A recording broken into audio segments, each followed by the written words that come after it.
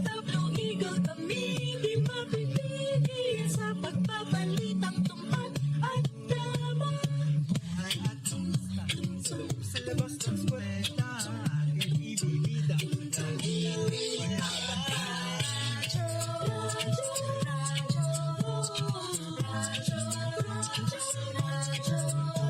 The voice of the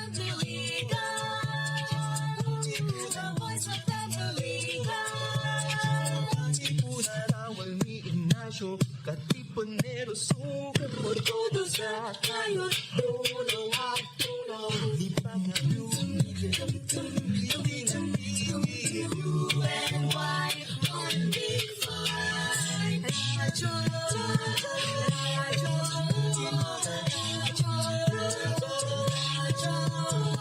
voice of the America.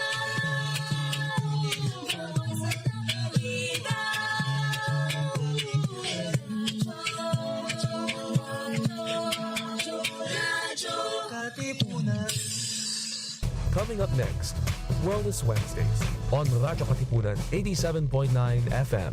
Radyo Katipunan. Radyo, Radyo, Radyo, Radyo, Radyo, Radyo, Radyo, Katipunan. Radyo Katipunan. Radyo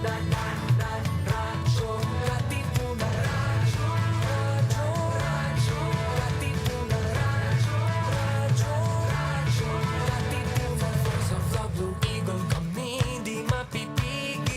Pagbabalitang tumpak at tama. Buhay at tenista, sa loob sa labas ng eskwela, ating ibibida lahat ng kwela. Radyo, Radyo, Radyo, Katipunan. Radyo, Radyo, Radyo, Katipunan. Radyo, Katipunan. Kawal ni Ignacio, Katipunero sugod, todo sa kayon, tulong at tulong. Lipat na Blue Eagle, galing giting nagigil. Blue and white, one big fight. Radyo, Radyo, Radyo, Katipunan. Radyo, Radyo, Radyo,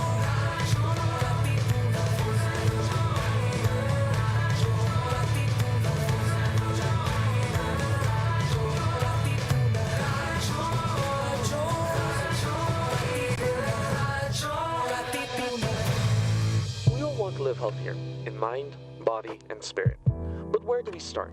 Hello, wellness seekers. Welcome back to another episode of Wellness Wednesdays, your midweek dose of balance. 87.9 FM. Together with experts, inspiring guests, and real stories, we explore tips you can actually use. From managing stress, to eating better, to finding balance in a busy world. Because here, we believe wellness isn't just about living longer, it's about living better. So join us, and let's make every Wednesday a step toward your healthiest self. Wellness Wednesdays, wellness that speaks to you. From the body, mind, to might. Every Wednesday on Radyo Katipunan 87.9 FM.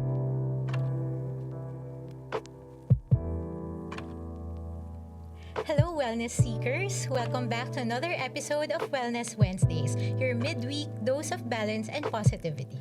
Here on Radyo Katipunan 87.9 FM, we're bringing you wellness that speaks to you, from the body, mind, to mind. Every week, we explore tips, conversations, and stories that help keep your mind, body, and spirit in harmony.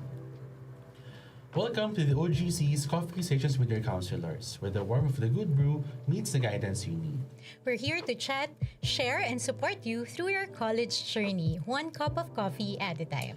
So, grab your coffee, find a comfy seat, and let's dive into today's coffee session. Hello, I'm Miss Faith. I'm Sir Matt, and we are counselors at the Ateneo OGC. This episode is extra special as we close this year with our December episode. We will be joined by two of the members of our OGC family. Yes, but before that, Miss Faith, you know what? Looking back, we've talked about so many things, and we're joined by awesome guests who we learned a lot from. Why don't we have a quick recap of this year's episodes? To our dear listeners and viewers from Radyo Katipunan, you can still listen to these episodes freely available on our Coffee Stations with Your Counselors channel on Spotify. Yes, so consider this like our coffee stations wrapped. And maybe our regular listeners can also let us know what their favorite episode is. So to start this season, we talked about the magic of play in therapy, and we're joined by our very own Sir Aaron Lumbao to talk about using play in therapy. And then to start this year, and also the second semester, we talked about communication that works. I remember us saying even in the succeeding episodes that it all boils down to effective communication, right? Improving our relationships, getting our needs met, and so on. So many things that boils down to effective communication. And then in March, medyo na-late lang ng konti, but this was supposedly our Valentine's episode. And we tried to decode dating traps and trends. And we had Sir Jet to help us in the episode. And I think that was a fun one, no, but still very educational. And in April, we had a quick mental health check in the middle of the semester to talk about overcoming burnout and finding balance. I think during this time, everyone's already so tired. So just a quick refresher. And then, of course, in May, to prepare for the finals, then we talked about mastering time management and how to care for the self during the final season. And we were joined by two undergraduate psychology students, Max and Zach. Nasaan na kaya sila ngayon? To share to our listeners how they navigated the final season. Yeah. The start of the year was very jam-packed pala, Miss Faith, and with very practical tips from our dear guests. But of course, the second half was also equally interesting. In June, we had Miss Ria Landingin on Luna's Collective as we talked about the struggles experienced by the members of the LGBT community. And then later in October, we had with us Miss Abby Acosta from the Psych Department who talked about embracing setbacks and building resilience. And finally, just last month, our November episode is about protecting our peace in this digital age.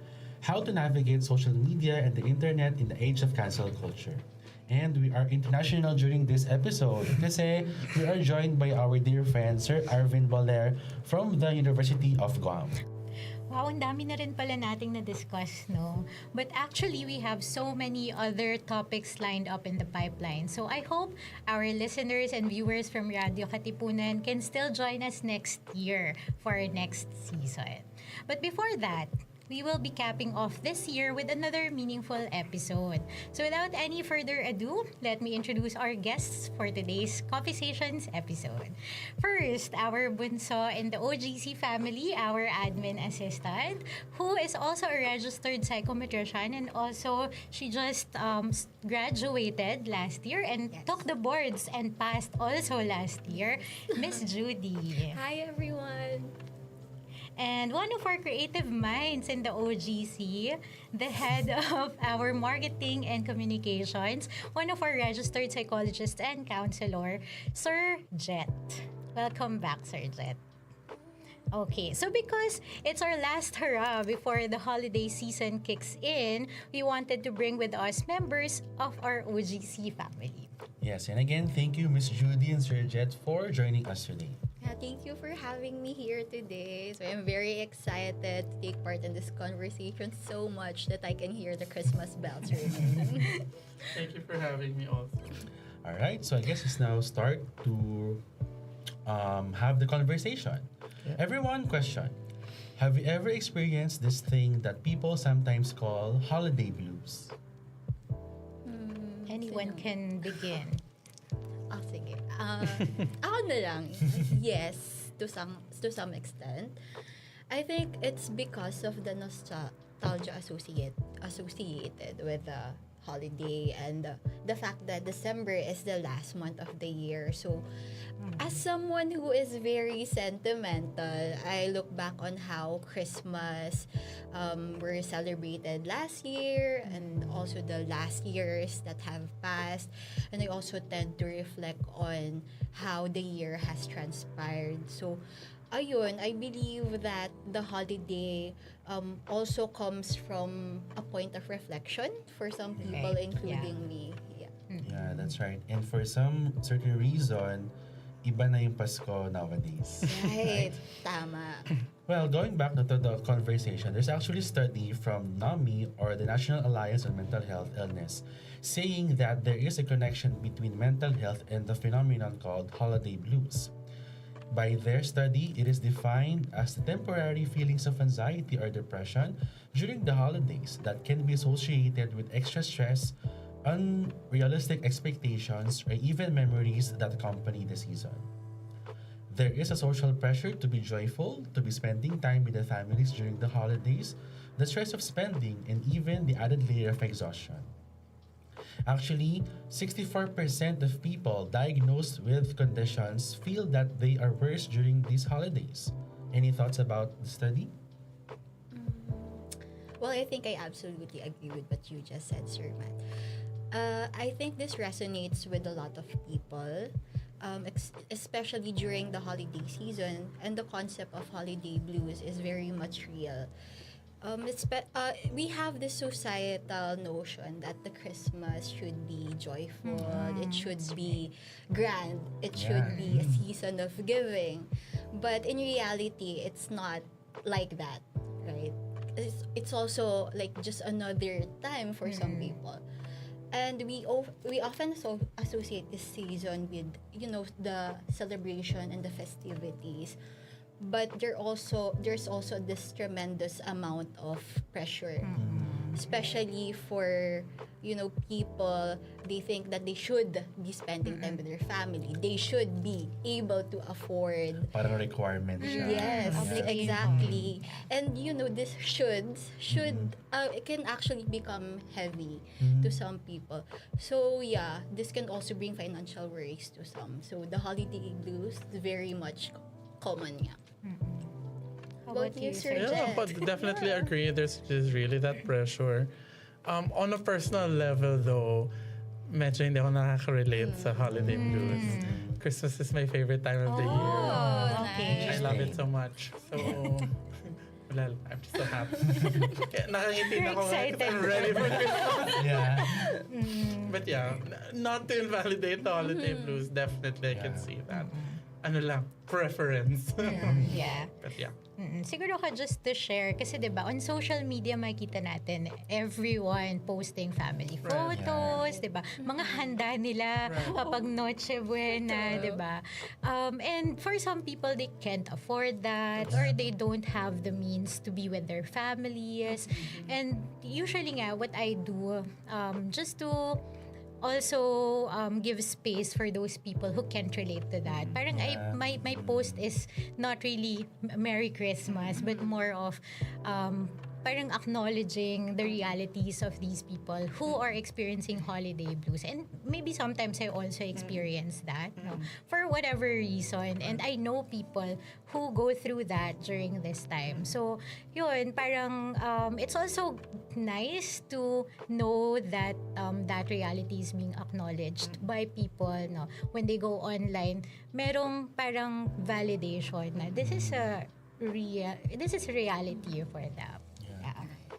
Yeah, and yun nga, and like what Miss Judy has shared with us, yung parang kung parang talking about the Pinoy culture, parang requirement na dapat sumama lagi sa family gatherings. And, well, not invalidating those people who would like to go to celebrations. Parang right now, I'm reminded about one of my students na yun yung question sa akin before na sabi niya, "Sir, how would I spend the break na ayaw ko silang kasama?" So, mahirap nga naman to really pressure ourselves kasi ito yung nangyayari sa family. So, yeah, I would also feel like people experience holidays differently. Right. But that also sounds like a really hard question to answer, no? Parang, where do you draw the line? That's right. Yeah. Yeah. Siguro, again, just to share, kapag going to the holiday season, minsan may session pa na to prepare for that, di ba? Yeah. Not just with our students, but even mga adult clients. May ganun na kailangan paghandaan yung integration back to the family or parang kailangan ko bang i-meet yung mga friends ko, ang dami-daming Christmas parties or get-togethers, yun.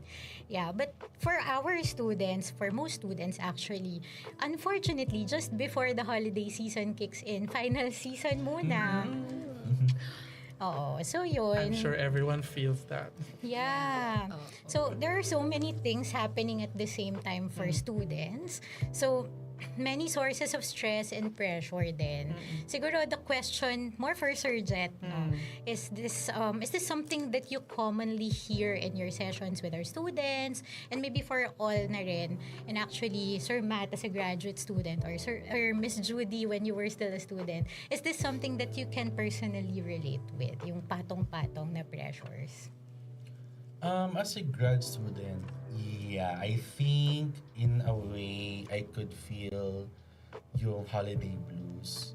Like for example, on the side of the stress and the pressure of the requirements for these finals, preparation ng ating Christmas party. Yeah, that's Dahil paparating na siya. So yung mga napag-usapan nating costumes, the Kris Kringle every week. So in a way, yeah, oo nga, now which makes me think na nakaka-pressure na, oh my gosh, lahat sila may costumes na, lahat sila may dinadala every week sa ating Kris Kringle. Pero ako parang hirap ako mag-isip. Yeah. So the many interconnected layers of the paano kaya ako gagalaw on the side of these stressors around me. I think it was just this morning nga lang na parang naisip ko, parang teka lang, parang Christmas na lahat ng email, pero parang ako wala pa ako doon, parang teka lang. Yeah. Like, tinatapos ko pa yung work. But that's on a personal level. Yeah. Pero with the students I encounter, ang daming parang everyone's still trying to squeeze everything by November. So wala pa din sila. So it's not so much holiday blues, but more like, can this semester end na? Yes, Exactly. exactly. So nandun pa sila. So wala pang consider. I think lahat din parang it's in a drawer yung holiday. Ganon. So parang I think that's where the difficulty right now lies. Right. Yeah. I remember, no, nung student din ako, yun yung nasa isip ko lagi. Like, I would think, okay, I just have to get through this. Tapos makakatulog na ako na I could do. Christmas na. Yes. So like, I get the stress and pressure that you would have to feel first. Tapos you just think na, the only way out is through. So, Actually, yeah. I think that at some point, it also affects the quality of your academics kasi minsan gusto mo na lang magpahinga eh. So, sige, okay na to, ganun. Kasi gusto ko na talagang magpahinga. So, yeah, I resonate with the students right now. I get what they're going through. Yeah, as a former student, yes. So, yeah, so yun nga, no, parang patong-patong siya during this time, pre-Christmas break. And then, once Christmas break kicks in, marami pang ibang sources of pressure and sources of stress. Add to that, traffic pa, di ba? So, yeah. Another stressor. Ramdam na ba? Oo. I'm sensing it Oo, also. ang hirap mag-book ng sasakyan. Yes! As a commuter, hirap na hirap ako mag-book talaga. Naku, actually, just to share lang noon. Na-realize ko yan last year. Na pag darating na yung bare months, Ayan na. wala na. Ang pahirapan mag-book. Yeah, so, Ang hirap. oh. So given this, do we still have time to rest during the break? No. Supposedly, Christmas break from school, break from work, but do we really get to rest? And talking about rest, this is another interesting study na we might want to talk about. So this study says that college students report high value of rest for their productivity and well-being. So meron naman intention. However, they find the struggle to engage it with efficacious rest periods. Also from this study, they say that many students reported turning to mindless distractions like the social media that we have during their free time, but this does not leave them feeling restored or energized. And then some of them rarely reflect on or optimize their rest despite its importance, highlighting a significant gap in support for helping students recover from stress. What do you think about this study naman? Can I go first? Yes. Yeah, it's so funny that we're talking about this because I was just doom scrolling last night. Yeah. Okay. One of the metaphors that they used was, is your tank a cup or a colander? Oh. Colander. yung sa pasta, di ba? Yeah. Ganon, oo. Strainer, So yeah. kasi parang some people, parang they think na parang, oh, okay, I'm resting, ganyan. I'm doing this, I'm focusing on this, ganun, or parang I'm taking this time, ganun. But parang little do they know, it's not so much as putting in rest as it's leaking pala. So parang, you know, even if you put in the effort, or you put in the, you know, the quote unquote the rest periods, pero it's not so much as putting in as parang it's less about taking the chaos out. Kasi baka may ganun, may mga leakages and all that. So yeah, definitely that's a really good question to be tackling now, kasi parang, are we making sure that our cups are not wholly yung ganon? So yeah, yun lang. Yeah, just to add, no, I feel very much similar. I mean, that's what I feel as a Gen Z also. So, before I say my opinion on it, ang masasabi ko lang po ay parinig pa more sa akin. so yun nga, as a Gen Z, you've mentioned yung doom scrolling. So, it's actually a common practice, and just to define it for our viewers, no, it's a habit of compulsively scrolling or spending an excessive amount of time watching short form content or watching large quantities of user-generated content. So uso yan because we have TikTok now, we have Reels and IG, and we have Facebook, so on and so forth. Teka lang, defend ko lang yung sarili ko. Hindi naman yung doom scroll. Alright, okay. Konting scroll, hindi pa doom. Yes, okay. So, okay, Sir Jet. Sabi mo eh. So, yun. Kwento ko yun. So, it's quite similar nga din sa idiom na you are what you eat. Kasi, we take a lot of media content every day. So, since doom scrolling would come with negative related content, I feel like this contribute heavily to how we feel. Even if we think na we are resting nga. Like, we don't realize na that hours have passed, and then you would feel guilty kasi, hala, wala akong ginawa today. Nag-cellphone lang ako, nanood lang ako ng TikTok. Binuhay ko lang yung streak namin, ganyan. And so, I think what's really important in the study that you just shared, Sir Matt, is that the idea of rest is not the same as distraction. Like, distraction is not the same as rest. Parang ganun. So, a lot of us, especially students, I feel like they would relate to this. Fall into the trap of thinking na, oh, I'm not doing my assignments right now, so I must be resting. I'm not doing anything academic related. So, I must be resting, right? Kasi nakahiga lang naman ako eh. But, there's some truth to it, yes. But our mind never really gets to slow down. And I think the big takeaway from this is that the rest should be intentional. And it's something we need to practice. Hindi lang siya yung dapat during the long breaks. It's in the little moments, right? Yeah. So, I like what you said about distraction is not rest. Siguro relating to the metaphor that Sir Jet mentioned. Na parang, is it a cup or a colander? Are we really filling the cup no, so that we can have something once we return back to work? No? Or nade-drain lang din talaga tayo, especially with the content that's available na yun nga, like what you said, short form siya, tapos it's meant to lure you to stay on the on social on social media for longer. So, yun yung napag-usapan din natin with the last episode, right? Yeah. Oo. Yes. And Miss Judy mentioned about the little moments sa rest eh. That's actually one of the things I discuss with my students. Na kung hirap maghanap ng rest, why not pockets of rest? That's how I challenge them minsan. Na I understand na nahihirapan tayo. Halimbawa matulog ng mahabang oras. However, in one day that you are in school, where can be your pocket of rest and what can you do during that pocket of rest? So I like that, yung little moments that we should appreciate all the time. One thing siguro I don't think people realize so much is when you say that it's a pocket of rest, parang they make it sound na parang it's a residual or it's a residue of their day.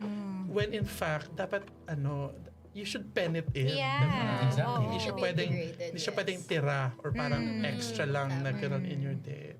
Wala lang, there's a deliberateness to it. Right. That's so true. Yeah. So, yeah, like what Sir Matt said, no, it's hard to find time to rest for some people. And I think for some of us here, we're guilty of that. Yeah. Workaholic. I'm looking at you. Looking Okay at lang, you. boundaries. Yeah. So, and then when we do have the time to rest, nakaka-guilty pa siya minsan, di ba? I hear that so often na, I should be doing something right now, something productive, no? But, of course, we always say that rest is productive, right? But did you know that there are actually 7 types of rest? Wow, di ba? So, ilan ba dito yung nagagawa natin, right? So, the APA, American Psychological Association, listed 7 types of rest. And I think this is a really interesting nuance, right? So first, of course, physical rest. No? So this is just what it sounds like. Restoring your body's energy, probably through sleeping, taking a nap, diba? Mental rest means finding ways to quiet your thoughts, to give your brain a chance to refuel. I think yung tutulala ka lang is a form of mental rest, right? Dreamy. Right. Pwede. Yeah. And then sensory rest, occasionally taking breaks from anything you rely on your senses to register, whether background noise in your environment or screens that strain your eyes. So, di ba minsan we want to just close the laptop, throw away our phones, or talagang complete total silence or parang lights off. No? So, sensory rest. And so, we really need that, no? Especially now na buong araw tayong nasa mga devices natin. Yeah, and then creative rest, finding ways to engage in creative hobbies for fun, activities that inspire a sense of awe and wonder. Ako, favorite ko to. With my dancing. Yes. Yeah. For sure. And then emotional rest involves finding practical ways to authentically express your feelings, freeing you of the exhausting pressure of holding it together. Oh, Pwede ba yun yung parang one good breakdown? Pwede rin. Yeah. Release everything now at once. I have those days. Right, me too. Yeah, and to not judge ourselves Oo for nga. it. Yes. And then, social rest may mean scheduling fewer activities during the week or spending more time alone to recharge. And I imagine with our work, di ba? Parang the entire day, ang dami nating kausap. So, sometimes we need to just stay away from social interaction sometimes. And then finally, we have spiritual rest. So if you have a religious or spiritual practice, rest may mean stepping back from rigid ways of thinking that cause stress or pressure in your life. Or it can also mean taking steps toward what feels nourishing to you. So religion is not necessary. It's really more of the spiritual connection. No? Minsan you find it in being in nature, Yeah. diba? Appreciating beauty. Yeah. So having heard of this, what's your go-to kind of rest? And what do you notice you need more often, or does it vary? For me, I've noticed that I don't have a particular go-to kind of rest. It really depends on what I'm experiencing at the moment. So, yeah, it would vary talaga. But I'm leaning towards more on the physical, mental, and the creative side of rest. Feeling ko doon ako nakaka-feel talaga ng rejuvenation. So yeah, so over the weekend, I just try to catch some Z's, just sleep. You also try to incorporate some physical activities like jogging sa UP, tapos mag-organic encounter. Yes. Parang organic. Joke lang. Anyway. So many memories. So So yun. many encounters? Hey, Sir Mata. Nagkakalat tayo dito. So yeah, those are a few things I do, but I definitely feel well rested. That's nice. Doing the things I'm interested in also, like siguro watching a film or like recently I've just started reading again. Yeah, kasi na-pause siya since nung college nga, right? Again, the busyness of the college board life exam. and board exams. Yes. So yun, bumalik na ako doon and yeah, just spending time with my friends, family. Kayo? Very nice. Ako naman social Social rest. rest. Yeah, parang goodbye world. Like I will Shut down. muna. Ganun. Yeah. What about you, Miss Faith? What's your go-to rest? Yeah, like I said, creative rest, no. But also I think partly emotional rest sometimes, right? But I think when you say emotional rest, pwede rin na pleasant emotions di ba? Like just right. So allowing myself to feel my feelings, whether they're pleasant or unpleasant. Yun. Kasi sometimes when you're going through your day, minsan kailangan mo talagang inombi yung sarili mo, di ba? Or put it aside. Right. Yun. So, yeah. How about you, Sir Matt? Many I've mentioned na, pero one is sensory rest. Oh, yeah. So on a personal note, whenever I watch shows or movies, ang go-to ko minsan is crime, thriller, suspense. So very sensory overload. Oh, yeah. That's why during times of stress, I go to more parang mga softer themes, softer theme shows. Or Is Wicked music. one of them? Yes, pwede. Like what I mentioned a while ago, I was happy naman during the showing of Wicked for Good. And then, Plug yun, no? yes, so hello. And then, binabalikan ko yung mga napanood ko na dati.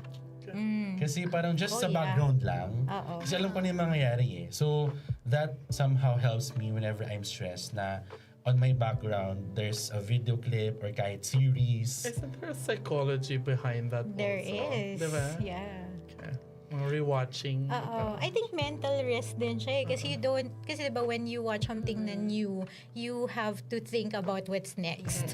Pero when you've already watched it before, you already know. Right. So wala na yung element of Right. anticipation, Yeah. diba? Yeah. So, for me, yun yung way ko of calming na kapag stress, wala muna akong mga patayan or whatsoever. Wala muna mga suspense or thriller. Doon ako sa mga mellow theme Right. shows or movies. Yeah. And going back to our conversation, so pivoting to our students, what do you usually hear our students say they need the most, and what do you think they are parang having the capacity for rest? Siguro what I hear mostly, talagang physical rest. Diba? Matutulog na lang ako. Ganon. I think yun mostly yung they have time to do. But also, of course, yung distraction nga. No? But like what we established earlier, hindi naman siya. Actually, where can you categorize that, diba? In the 7 types of rest. Yun. Very seldom do I hear people really engaging in I think creative rest, no? Parang minsan napuput siya sa least priority, no? And I guess social rest also, I hear that most of the time. Yeah. On my end naman, I feel like, I mean, a lot of them kasi parang I feel like they're very, like high achievers. Oh, yeah. Ganon. So parang I feel like they're so stressed, mentally stressed, but also physical din kasi it takes a toll. Pero parang I feel like that's what they need to do. Oh, yeah. Parang to like just allow themselves to quiet down lang ganon kasi parang lahat parang I need to perform, I need to be excellent, I need to achieve on the go ganon. So parang I feel like okay. Parang sige, let's take a breath muna. Parang ganon. So yeah, in terms of what they need, I would say more mental siguro. And siguro yung social, no? Kasi parang it's such a thing, yung like they do org works, they're everywhere. Diba? Parang they know everyone, ganon. So parang that's also something that they keep coming back. Right. And they say na, they're tired. Yeah. Parang rest from all the overstimulation. Yeah, it's really important.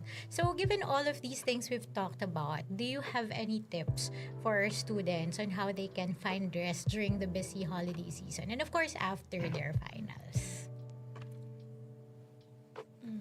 Sige. I do have a tip. So, just to apply what I said earlier, my tip is to first ask yourself, what kind of tired am I? So now that we have more time to settle down, kasi usually that's where it kicks in, di ba? Pag wala ka nang ginagawa, dun mo na mafe-feel na pagod na That's pala right. ako, ganun. Like, even during the time it's happening, but especially after all those have happened, maybe that's the time we could also get to evaluate, like, what kind of rest do I need right now? And we've also talked about the hectic finals. I completely agree, and we tend to lose touch nga with ourselves. And so my tip would be to reconnect yourself with the things that make you feel grounded. But at the same time, we're also here to protect our energy, diba? So if you ever feel the need to have some alone time, you should definitely do that. Rest doesn't always mean retreating. It just means choosing what nourishes you in the moment. Siguro naman ako, if you're to add or to touch base, ako naman siguro to remove.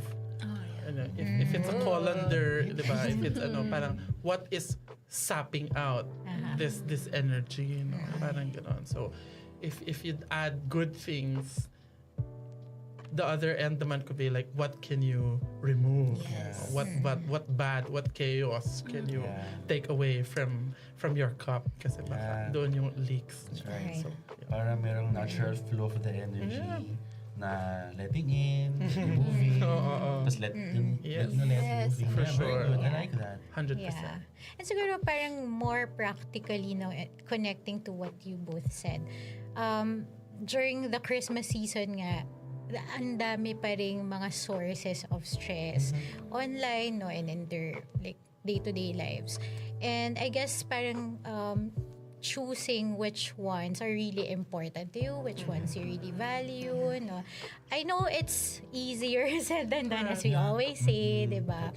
Paano mo if you filter out, maybe logging off social media, or but yun nga, it takes practice. We always say this also in all of our episodes na we can't do that, or we can't get it right the first time.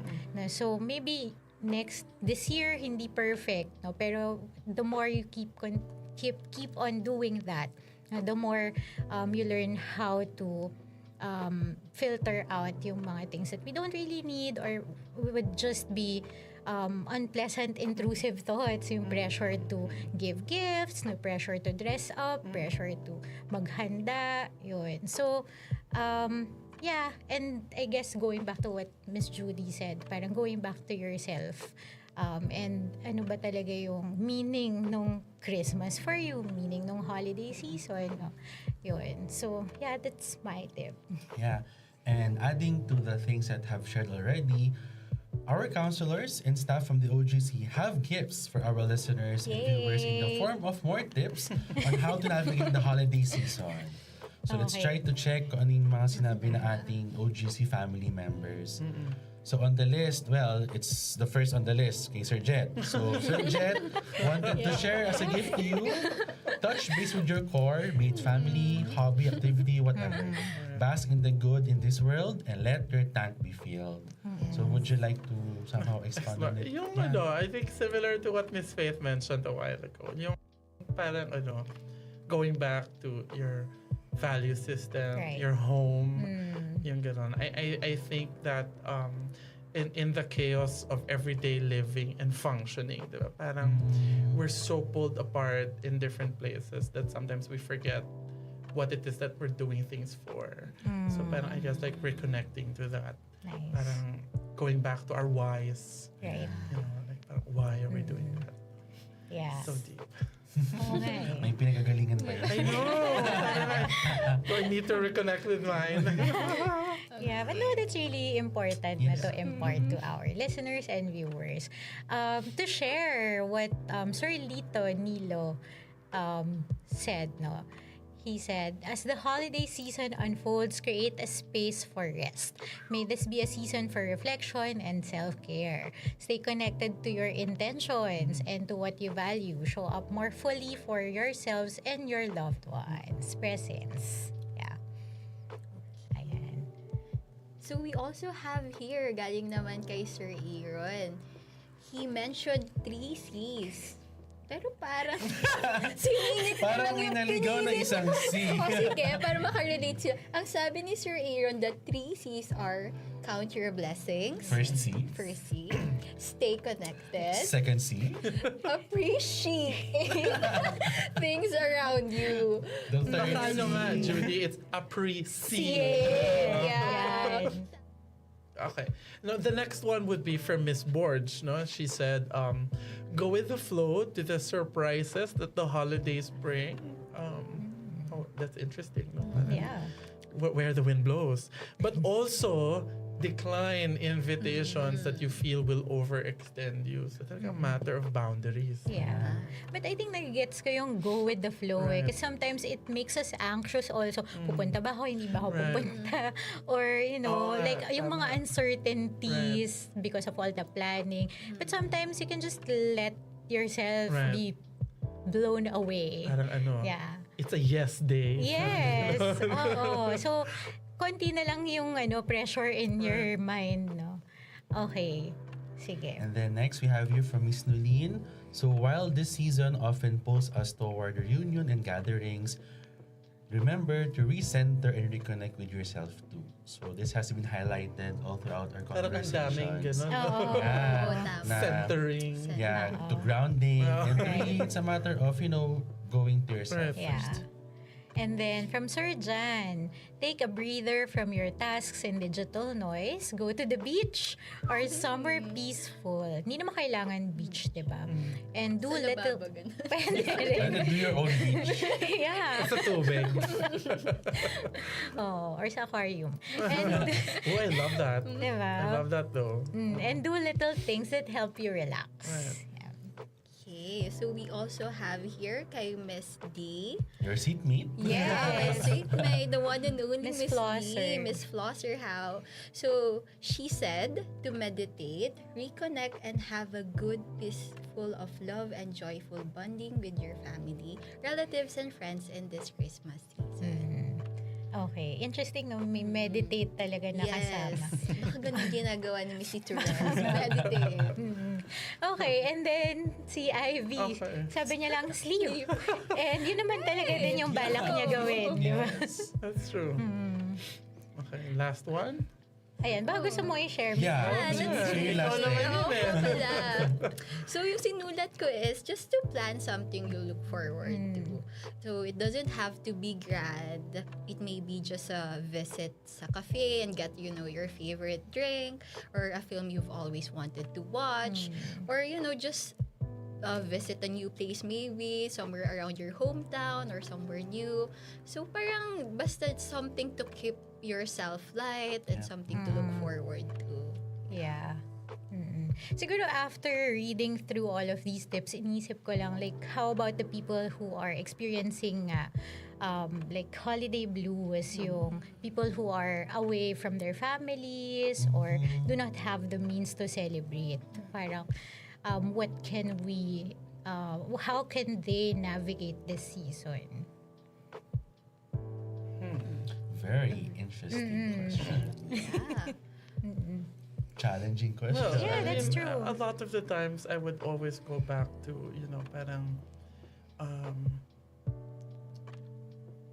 parang being honest also with the Right. self. Like, if that's what you feel, then parang I think you owe it to yourself to recognize that also na you're not in that celebratory mood or parang, like you feel like you miss someone, you miss people, you miss ganyan. Or parang, you're yearning for something, diba? Parang it feels a little more, parang ganun.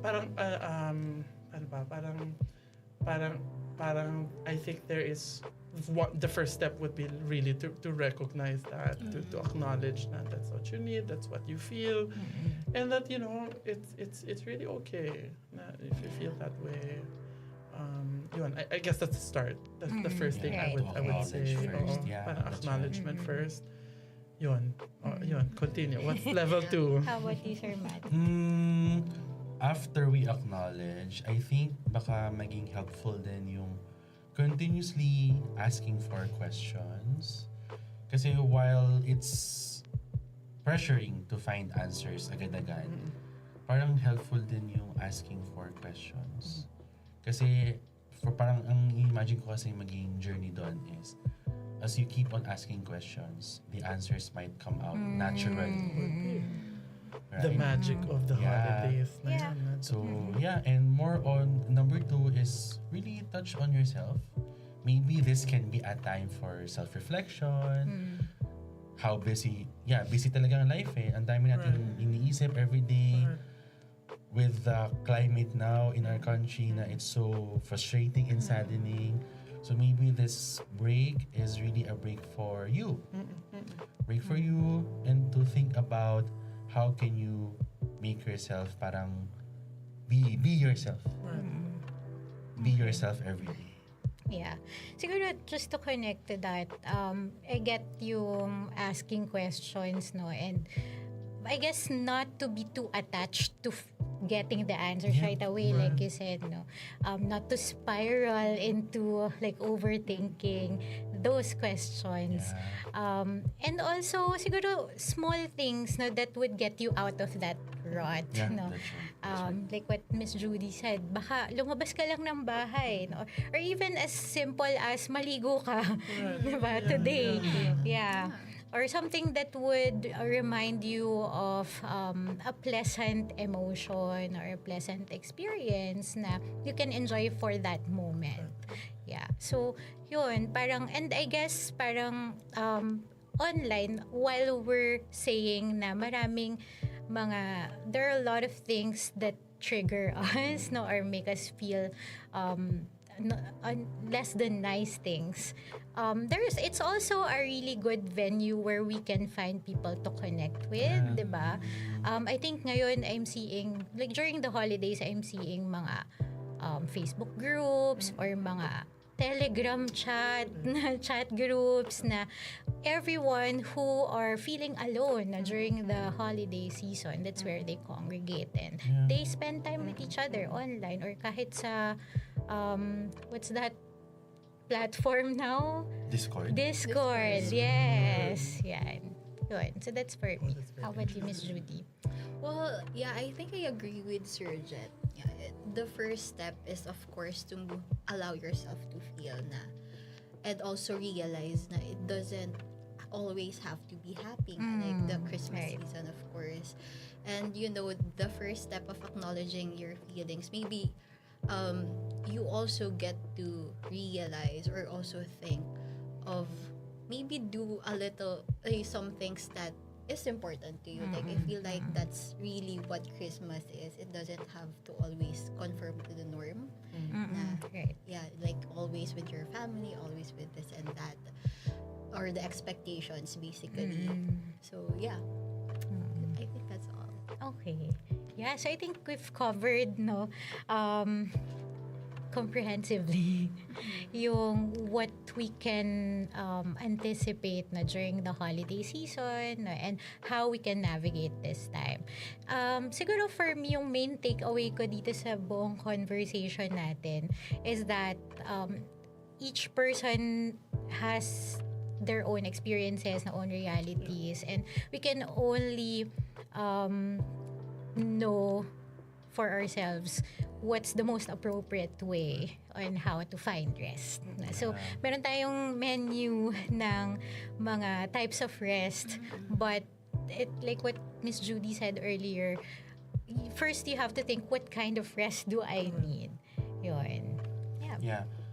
Since this is an episode ender for this year, I think after this conversation, I think one key takeaway is to be thankful for this year. Oh, yeah. Yeah, I think yun nga dahil nga we're so busy at work, in school, we're so busy in interacting with people.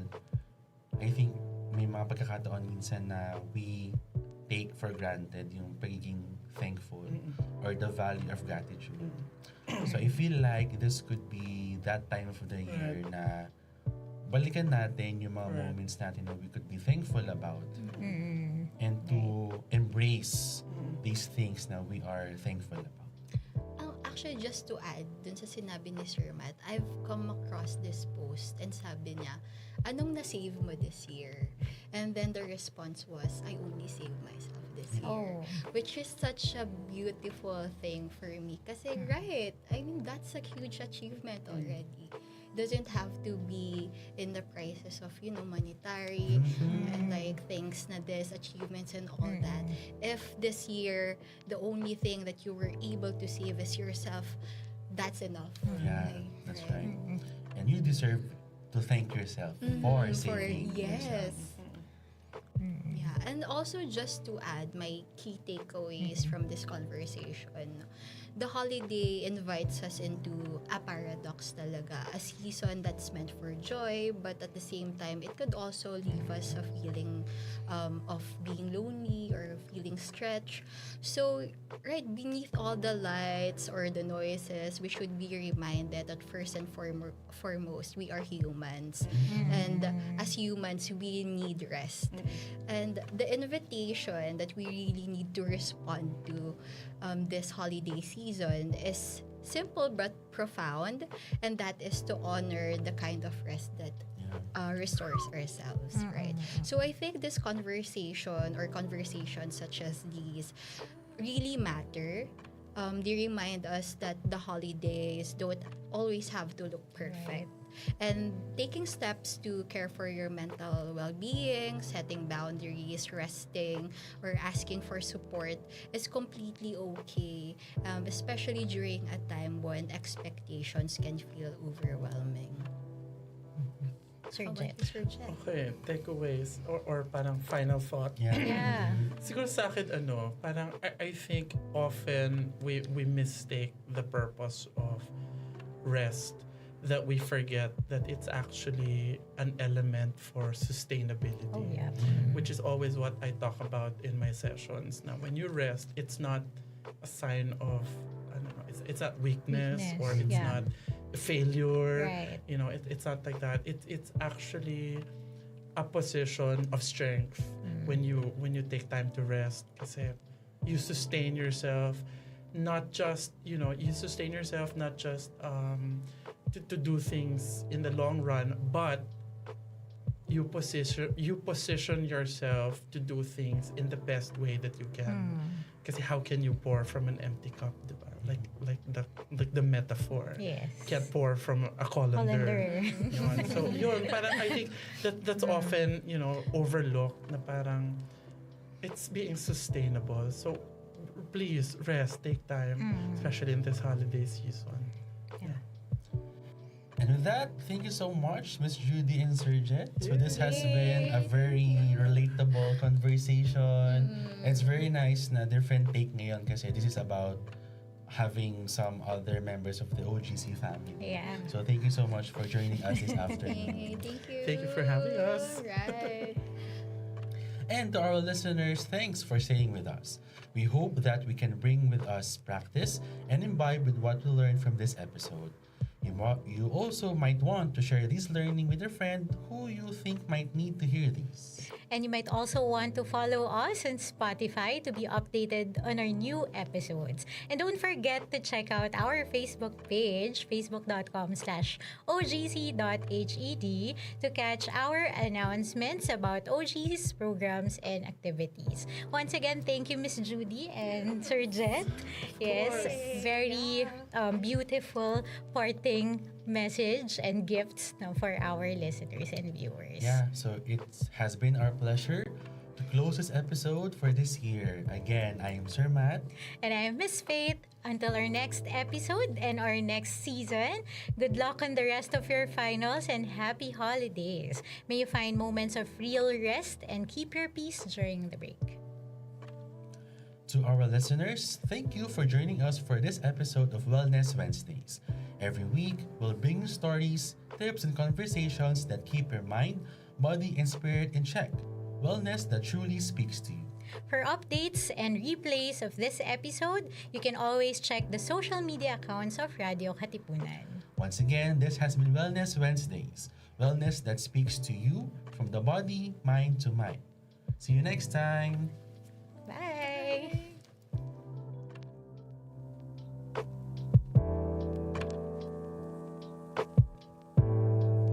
We all want to live healthier in mind, body, and spirit. But where do we start?